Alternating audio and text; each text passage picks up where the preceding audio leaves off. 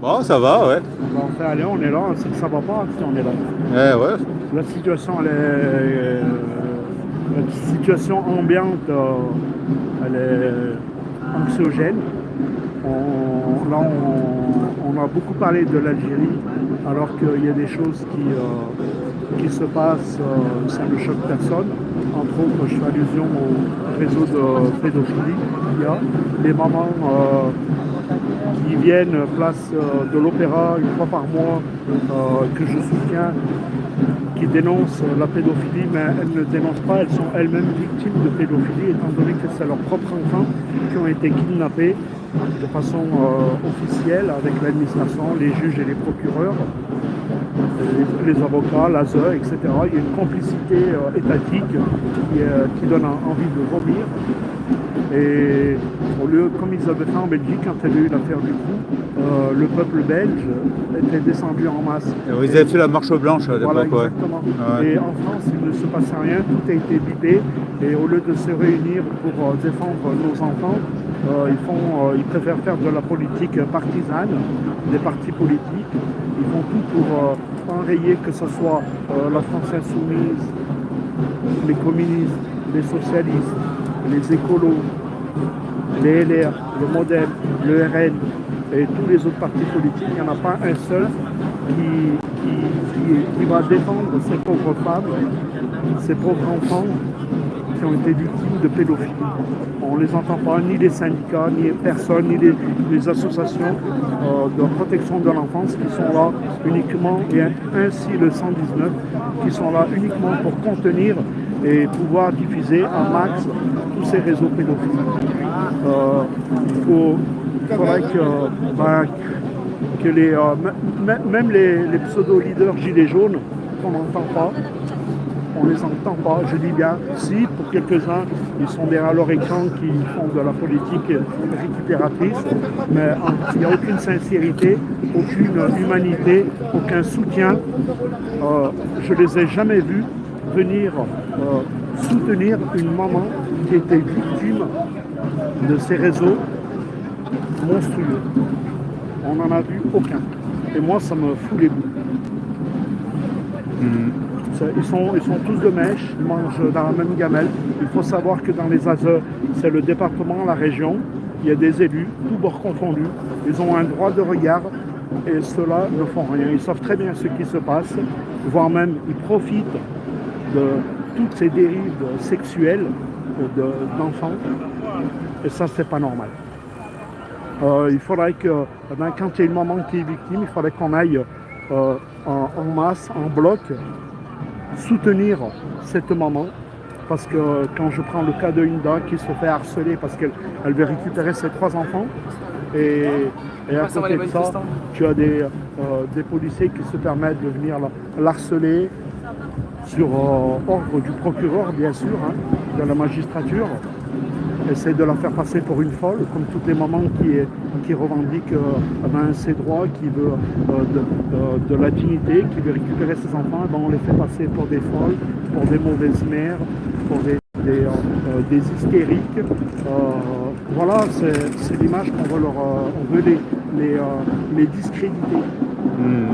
Et alors si le mouvement... Et est-ce que tu étais là quand tu as eu ce qui s'est passé avec Jack Lang? Tu étais là ce jour-là? J'y étais, mais je suis parti avant. Ah ouais.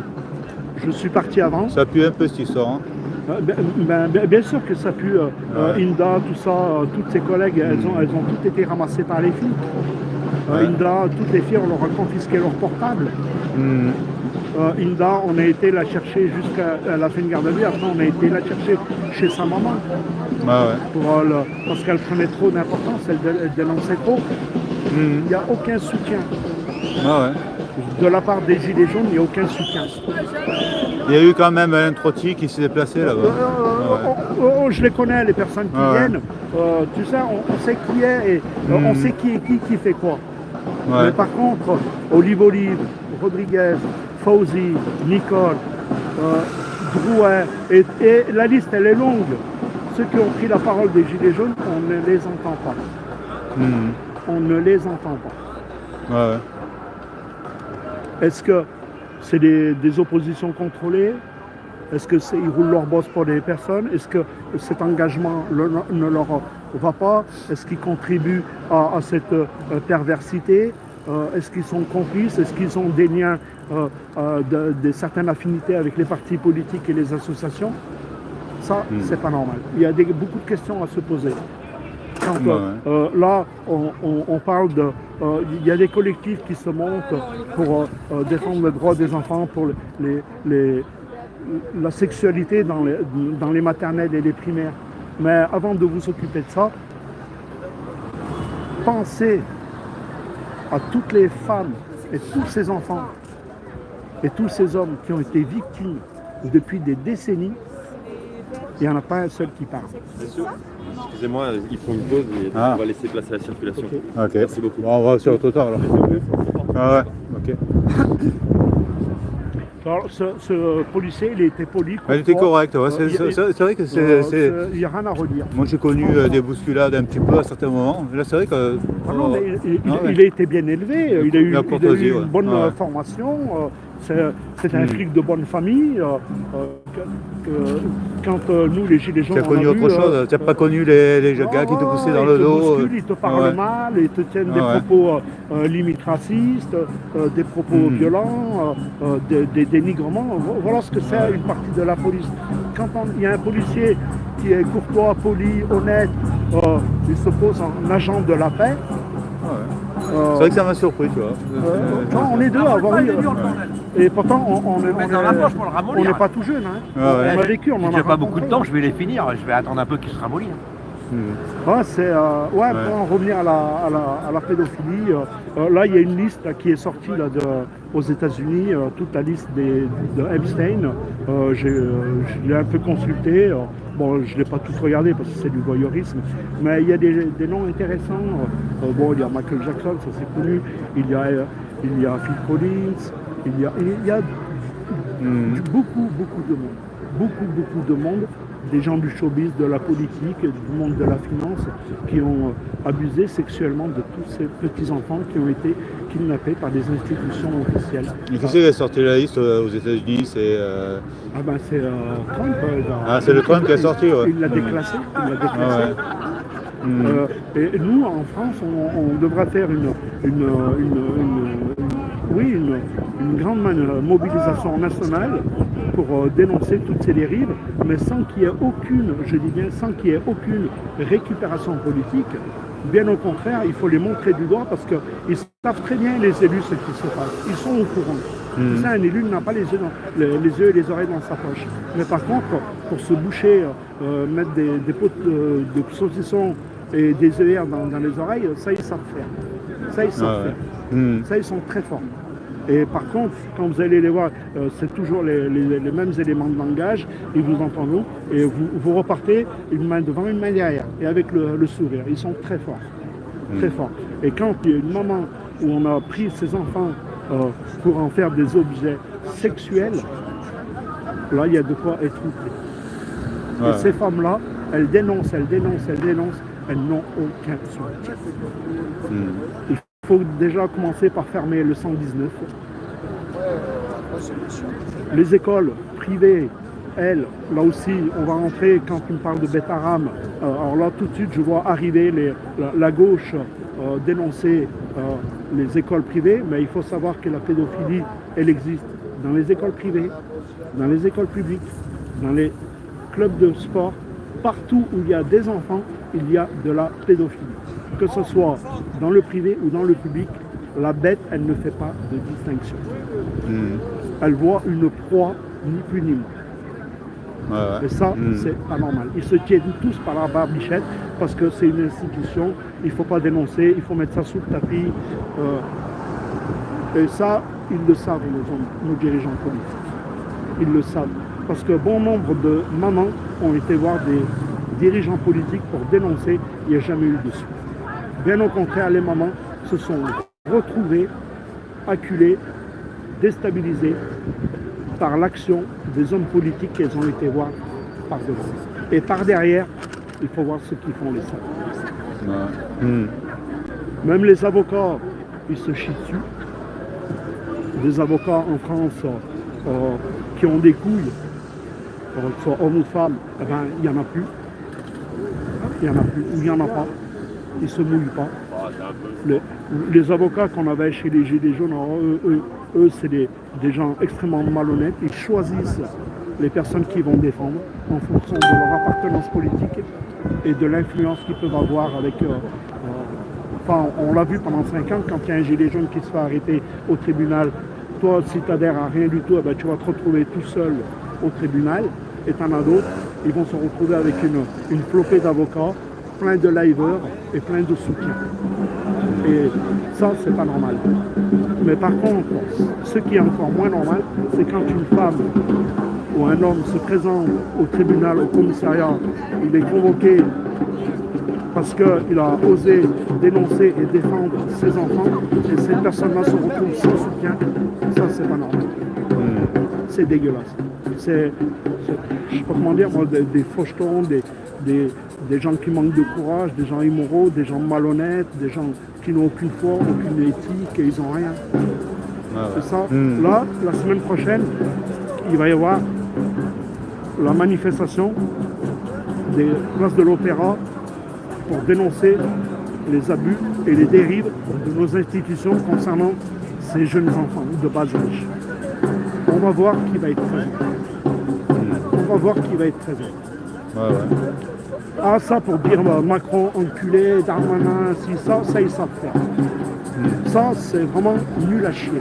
Mais par contre, que si tu viens avec moi défendre une maman pour aller récupérer son gamin, là tu pourras dire que tu es un homme, que tu es un vrai gilet jaune. Là que tu as des doigts. Mais sans ça, t'es rien. Moi, ce que je dirais, c'est que tous les samedis, je vais aux manifestations des Gilets jaunes, quelles que soient les circonstances. Après, disons, tu me dis... Enfin, après, si tu me dis à moi d'y aller, disons, moi, je te dis, moi, c'est... Je lance un appel, là.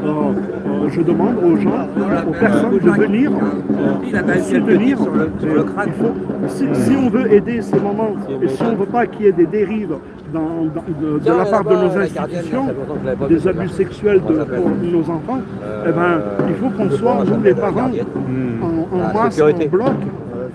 Il faut qu'on fasse une véritable marée humaine, marée humaine comme en Belgique. Et les Belges, ils sont plus courageux que les Français. Les Belges, quand il y a eu l'affaire du trou, ils sont tous descendus en masse. L'affaire du trou,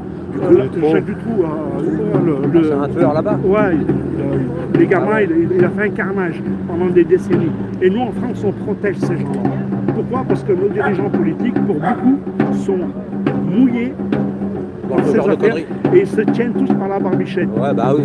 Et d'ailleurs, si Élise Lucet, elle m'entend, ou si elle a l'occasion de récupérer la vidéo, alors je vais lui proposer une idée. Il y a 15 jours, elle a été à l'Assemblée nationale pour essayer de faire des tests, Voir s'ils sont drogués. s'ils avaient pris de la cocaïne ou d'autres substances. Eh ben, ça lui était reproché. On lui a interdit l'accès à l'Assemblée nationale de ne pas faire ça. Eh ben moi, j'ai une solution à lui proposer, c'est qu'elle se met à l'extérieur de l'Assemblée nationale. Les eaux usées des égouts qui sortent de l'Assemblée nationale, faites l'analyse. Ah ouais. Vous aurez toutes les urines, vous aurez tout. Alors là, personne ne peut y échapper. Là, vous verrez la quantité de substances illicites que vous allez retrouver dans les eaux usées. Et ça part dans les égouts, il faut le savoir. Une année, aux États-Unis, ils avaient fait des tests pour autre chose. Ben, ils se sont rendus compte dans un quartier le nombre de cocaïnomane rien qu'avec les quantités de substances illicites qu'il y avait contenues dans les eaux usées. Bon, on verra si Lucet relèvera le gant. Après, bon, c'est assez chaud quand même. Non, mais ça, elle est journaliste, elle connaît son métier. Je dis un truc, tout autour de l'Assemblée nationale, il y a des bouches d'égout. Elle connaît son job. Hein. Et puis, elle pourra se renseigner et aller faire des prélèvements. Et là, elle aura les résultats sur l'ensemble. Ouais, c'est une bonne idée. Ouais. Une idée à relever, quoi. Bon, les idées, c'est pas ce qui manque chez moi. Bon, par contre, je m'assure un peu parce que j'ai un peu mal au dos là. J'ai fait du 15 km là avant de venir. Enfin en tout quoi. En fait, je suis allé de chez moi jusqu'à là-bas 10 km. Après, je suis allé à un cimetière avec Francisque et le monsieur et une dame, on a été au Panthéon. On nous a dit qu'il y avait une manifestation pour dénoncer le racisme. On arrive là-bas, sur quoi on tombe que des identitaires. Ah bon, on ne savait pas. Je vais discuter avec eux. Ils me disent non, on n'est pas Mais c'est bien, on va s'asseoir alors pour parler. Attention, on s'assoit à côté là. Ouais. Là, ils disent on est patriotes. Et moi je dis à Bouchard et à Francis, je dis moi je reste pas, je pars. Et il y a un gilet jaune qui me dit ouais, moi aussi je reste pas, on part. Et puis on croise les policiers juste devant la mairie, un officier qui il nous reconnaît, il me dit vous restez pas, je dis non, je reste pas avec les identitaires, c'est pas ma tasse de thé. Et il me dit ah bon, tant pis. Et je dis et je suis sûr que je dois être l'un des rares pupilles de la nation sur la place du Théon. Je suis parti. Qu'est-ce que c'est être français? J'aimerais qu'on me donne un jour la définition. Est-ce que c'est être français né en France ou est-ce que c'est apporter des richesses à la France? C'est vrai que la définition d'un français est quand même difficile. Hein. Quand tu as un terroriste qui porte des armes, qui porte des armes qui est d'origine française et qui prend les armes contre la France, ou Pétain qui a trahi les valeurs de la France. Par exemple, le soldat inconnu, tu vois, qui est sous l'Arc de Triomphe. On peut dire qu'il représente la France. Mais quand tu balances le drapeau européen sur son visage, c'est notre symbole, tu vois, au niveau symbolique. Ouais, bien sûr. Ben, l'Europe, elle est... Moi, je suis contre cette Europe-là. Pour moi, c'est un... D'ailleurs, j'en avais parlé avec la présidente de la commission, enfin pas de la commission, mais la présidente de l'administration européenne, ils ont leur bureau au Batignolles. Il y avait une conférence et j'avais été. Et il y avait alors un écrivain qui avait écrit sur l'Europe, il y avait un cadre de la communauté européenne et il y avait la présidente de France qui représentait l'Europe, de la Maison de l'Europe. Et j'ai pris la parole, c'était juste la veille des élections européennes, et je leur avais annoncé les résultats. J'avais annoncé les résultats. Et j'aurais dit, mais il va falloir qu'on m'explique comment que mon père, de son âme, avec ses amis, ils ont pris des armes, ils ont tué des gens pour combattre le nazisme, l'armée française et l'armée des Alliés, et avec les gaullistes. Et aujourd'hui, moi, son fils, je me retrouve avec le père, la fille, la petite fille et la nièce, les descendants de la politique de Pétain. Et tous les gaullistes, ils sont morts. Il y a une erreur là quelque part. C'est un échec total. Ouais. C'est un échec total. C'est un échec total. Et quand on voit que l'Europe, comment elle se comporte, et les... Ouais, c'est un club... Tu vois, c'est ce symbole, tu vois, le Panthéon qui avait été éclairé en bleu là, par celui qui est au pouvoir là. Et le drapeau européen sur le soldat inconnu, ça c'est vrai que quelque chose qui, au niveau symbolique, c'est quelque chose de choquant. L'Europe, elle ne pèse rien. L'Europe, c'est un marché financier, ça s'arrête là. Et le reste, c'est les suppôts des États-Unis. L'Europe, c'est les vassaux des États-Unis, ni plus ni moins. Il n'y a qu'à voir quand la France a voulu vendre les sous-marins aux Australiens, les Anglais et les Américains, on ne touche pas et on a niqué la France. Quand la France a voulu vendre des bateaux porte-hélicoptères à la Russie, les États-Unis ils ont dit non, on ne vend pas, et la France s'est retrouvée une main devant, une main derrière. Alors quand il y a des gens en France qui soutiennent la politique des États-Unis, la politique de Trump, ou même des autres politiques étrangères, pour moi c'est des traîtres à la nation. Il ne faut pas oublier que les États-Unis ne nous veulent pas du bien. Ouais, c'est un ami qui nous veut du mal. Et même les autres pays, ils ne nous veulent pas du bien. Ils veulent faire sombrer la France. Et nos dirigeants politiques, ils sont complètement à côté de la plaque, à la ramasse. Si notre balance commerciale est déficitaire, c'est pas un hasard. Ah ouais, mais là, c'est là, tu vois, là, en fait, tu penses qu'ils sont à côté de la plaque, mais je pense qu'ils le font exprès, quoi. Bon, après, bon, c'est des intentions, tu vois. Je pense que tout ce qui se passe depuis longtemps, pour moi, c'est... Ils sont pas aussi bêtes qu'ils en ont l'air, quoi, tu vois. Ils sont... Ouais, c'est les... Après, bon... Quand tu es élu, il faut demander des obligations. Il faut que nous, le peuple, les citoyens, on demande des obligations de résultats. Le fameux mandat révocatoire, quoi. Voilà, mandat révocatoire. Et surtout, eh ben, qu'on puisse, quand on vote pour un futur élu, il faut bien choisir qui il est. S'il a des casseroles, s'il est moral, s'il est éthique, si c'est pas un pervers sexuel. Prendre le maximum de renseignements avant de voter pour ces gens. Rappelle-toi quand le Macron est devenu président, ce qu'ils avaient vendu comme une belle histoire d'amour. Ah oui, on nous l'a présenté jeune, beau. Le portement, la belle histoire d'amour. Français, ouais. Ouais, mais bon, on n'achète pas une affiche. Hein. Ouais. Les gens se sont bien fait avoir par nos médias qui leur ont vendu. Et puis, il faut reconnaître une chose. C'est que Macron, il ne vient pas de l'appareil politique. Et lui, quand il a été élu, sans maillage territorial. Et on lui a mis beaucoup de bâtons dans les roues. L'administration lui a mis beaucoup de bâtons dans les roues. D'ailleurs, Macron, je ne sais pas si vous vous en souvenez, il voulait faire passer un texte de loi pour engager la responsabilité des juges, ce qui était une bonne chose, et des hauts fonctionnaires pour pouvoir les licencier plus facilement.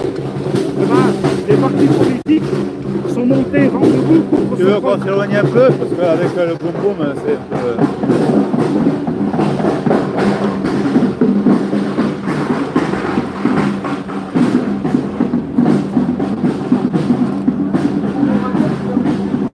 Ouais, je disais, les partis politiques sont montés vent debout contre ces textes de loi.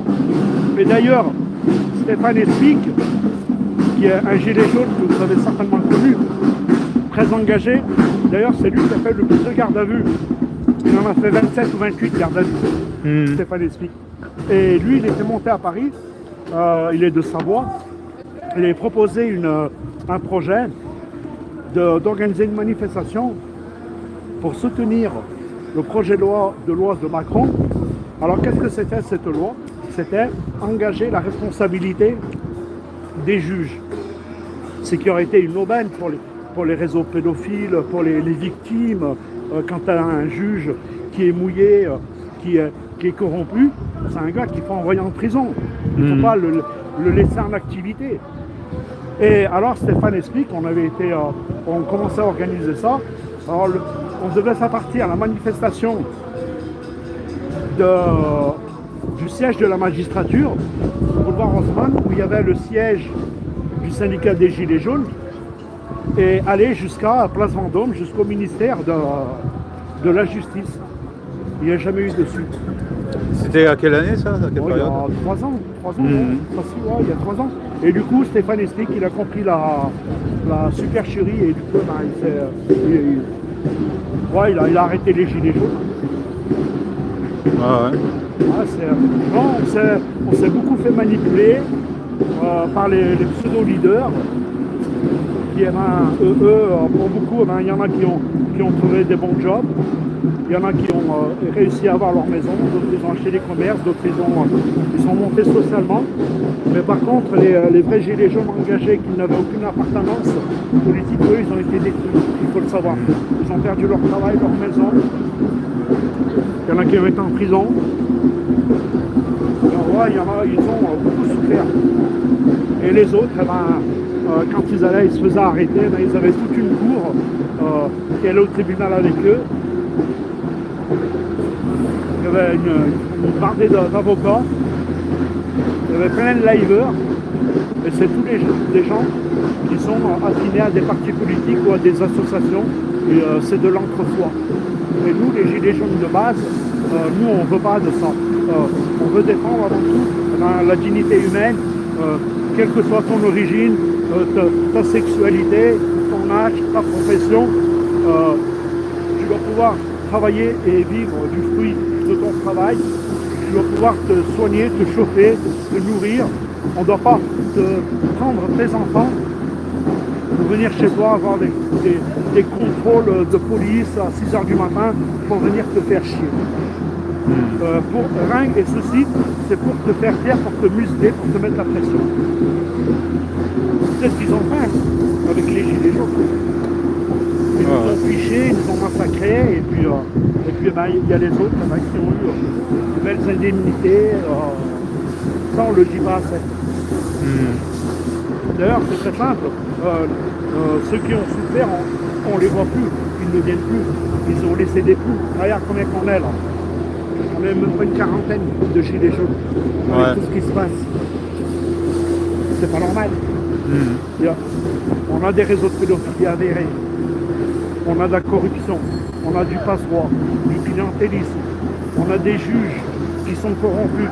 On a des procureurs qui font leur mafia et se servent de notre administration pour nous détruire. C'est ce qu'ils ont fait avec moi. Moi, j'étais chef d'entreprise, je gagnais 10 000 € par mois. Tout a été fait pour me détruire. Parce que j'étais d'origine. Je me suis fait menacer par 2 juges. On m'a braqué, on m'a séquestré, on a voulu me brûler dans mon magasin, mais tout le monde s'en fout. Ça, c'est vraiment, clairement, du racisme, de la haine. Pourquoi? Parce que j'ai revu et corrigé la baguette française. Beaucoup de personnes n'ont pas apprécié, mais j'ai été voir les communistes, les socialistes, les écolos. J'ai été voir tous les partis politiques, tous les dirigeants de partis politiques. Il n'y en a pas un seul qui s'est mouillé. Il n'y en a pas un seul qui s'est mouillé. Ouais. Bah, tu sais, moi, les partis. C'est des crapus. Nos dirigeants politiques, la plupart, c'est des crapus. Ils sont immoraux. Ils n'ont aucune éthique, ils n'ont aucune valeur. Ce qu'ils veulent, eux, c'est la place, leur confort et assurer l'avenir de leurs enfants. Ce qu'ils veulent, c'est niquer la France. On devrait leur donner des obligations. Vous savez, nous, les chefs d'entreprise, quand notre activité commerciale n'allait pas très bien, on payait d'abord les charges, les fournisseurs, les salariés, et ce qui restait, c'était pour nous. Alors, on devrait faire la même chose avec eux. Il n'y a pas d'argent, c'est pas payé. Point, c'est tout. Il faut des obligations de résultat. Et voilà, ben, on en a que on a des déficits budgétaires, on a des déficits administratifs, on a des balances commerciales. Il n'y a aucune rigueur financière. On dirait que l'argent pas trop. Et pendant le Covid, Macron s'est comporté comme un communiste. Il a financé, il a balancé des millions de partout. Quoi qu'il en coûte. Ouais, il a balancé. En plus, il le disait. Hein. Ouais, mais le plus dégueulasse, c'est que ce sont les grosses entreprises du CAC 40 et les autres entreprises, les gros, qui ont profité à max de tout ce financement-là. Et quand le Covid est passé, ils ont remboursé une partie du BGE et ensuite, ils ont licencié du personnel. Ça, c'est pas normal. Et aucun dirigeant politique, aussi bien de gauche que de droite, et surtout Coquerel, qui lui est d'une immoralité totale, ce gars-là, il était président de la commission des finances. Il n'a pas dénoncé. C'est vrai que normalement, le Covid, ça aurait dû être un coup de pied au cul pour pas mal de personnes, quoi. De prise de conscience. Je dis, ils mangent tous dans la même gamelle. Ils se tiennent par la barbichette, et tant qu'on aura ça, on n'arrivera à rien, on se fera tout inviter. Et on nous envoie les forces de l'ordre pour nous taper dessus, pour nous réprimander, pour nous mettre la pression, pour nous mettre en garde à vue, pour nous faire des perquisitions, pour retirer nos portables, et il n'y a pas de suite, il n'y a rien. Ça, c'est pas normal. Voilà, l'hypocrisie pourra dire que tu as bien vidé ton sac. Bah oui, bah, Ah ouais, non mais non. Ouais, ouais, c'est on va continuer pendant les heures. ouais, je sais, ouais. Mais c'est vrai qu'il y a beaucoup de choses à dire. Quoi. Là, ils sont en train de monter une campagne contre l'Algérie. Mais si tu travailles au Quai d'Orsay, à la diplomatie algérienne, ben, ils doivent s'arracher les cheveux de faire des contrats avec l'Algérie pour à des fins politiques. Ben, il faut être la politique en France, c'est petit comparé à ce qu'il y a derrière. Parce que derrière, il y a des échanges économiques, culturels, administratifs, les échanges de police des GSE et les services secrets algériens pour contrer le terrorisme. Ils ont dans les bureaux, ils ont des affinités, ils sont amis, ils sont copains, ils se connaissent, ils se tuent pas quasiment les gars. Et là, on veut tout couper. C'est pas connaître la France. La France, c'est toujours une merde sur le monde. Tu peux pas la refermer. Tu vas refermer les liens qu'il y a entre l'Algérie et la France, entre la France et le Mali, la France et le Sénégal, la France et tous ces pays-là. C'est pas possible. C'est notre balance commerciale qui va en pâtir. C'est notre soft power qui va flancher. C'est la francophonie qui va disparaître. Et ça, c'est la politique des putes de la gueule, qui sortent des conneries sur les plateaux télé, sans connaître leur sujet. Que ce soit Zemmour, Marine Le Pen, etc. Rotaillot, la liste, elle est très longue. L'histoire, il ne faut surtout pas la laisser aux hommes politiques. Il faut la laisser aux historiens. La politique, elle, c'est pour l'avenir. Et les historiens, c'est pour le passé. Et encore les historiens, il y a eu Henri Guillemin qui a réécrit l'histoire à sa façon et c'était pas si mal. Hein. Entre eux, pas un seul historien, disons. Qui se mettent d'accord entre eux déjà, Après, c'est sûr, les politiciens qui écrivent la politique, c'est n'importe quoi.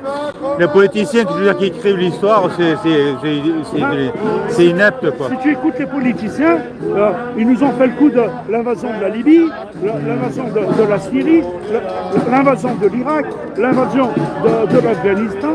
Mais ça, les historiens vont se régaler. Oui, mais ça c'est sûr. Ils vont se régaler. Ouais. Comment que Colin Powell, à l'époque, à l'ONU, il est sorti des petits flacons de parfum pour dire c'est des armes de destruction massive. Je ne me rappelle plus comment il s'appelait ce gars-là. Colin Powell. Ah ouais, Powell, Et quand pour Kadhafi, à l'époque, dans les années 80, quand ils ont bombardé Tripoli, ils ont dit ils avaient fabriqué des rampes de lancement. Ça veut dire que c'est des tuyaux, des grosses canalisations d'eau pour acheminer l'eau dans le désert et d'autres pays. Ils ont fait passer ça pour des rampes de lancement de missiles. Et les gens ont gobé ça, les médias ont été d'une grande complicité. Et les services secrets français, ils le savaient très bien. Et la France, et l'État français de l'époque, ils se sont fait bouffer tout cru au lieu de défendre leurs intérêts. C'est que maintenant, très peu de pays veulent travailler avec la France. Quand ils voient ce qui se passe, ils disent oh là là, on n'a pas confiance, on va d'abord discuter avec les États-Unis et après on verra avec la France. On va discuter déjà avec leur chef et après on verra. Quoi. Voilà. C'est pas ça la France. Il y a des gens qui se sont battus pour défendre l'identité, la culture française, la géopolitique française. Il y a des gens qui se sont battus. Et là, on s'assoit dessus. Et ça, c'est pas normal. Que tu sois à droite, à gauche ou écolo, c'est pareil. Il faut être patriote, mais raisonné. Tu as le black, l'asiatique, le breton qui apportent des richesses à la France. Il faut les considérer de la même façon que n'importe quel Français, un Corse, un Savoyard, ou un Algérien, ou un Marocain, ce que tu veux. Enfin, d'origine. Si lui a apporté des richesses à la France, il faut l'honorer. Il ne faut pas le tirer vers le bas. Mais en France, on fait les Français ça de première, deuxième et troisième zone. Ça peut pas marcher. Ouais, bien sûr. Ah ouais. D'ailleurs, il y a un livre qui est sorti, c'est M. Pulvin, le titre c'est La France, tu l'aimes mais tu la quittes. C'est tous des élites, des intellectuels qui ont fait de hautes études, qui excellent dans leur domaine. Ils ont cherché du travail en France, on les a pas pris, alors je suis pour valeur. Eh ben, ces gens-là sont partis à l'étranger et croyez-moi qu'ils font le bonheur des pays étrangers. Que ce soit à la NASA, que ce soit en Angleterre, en Corée,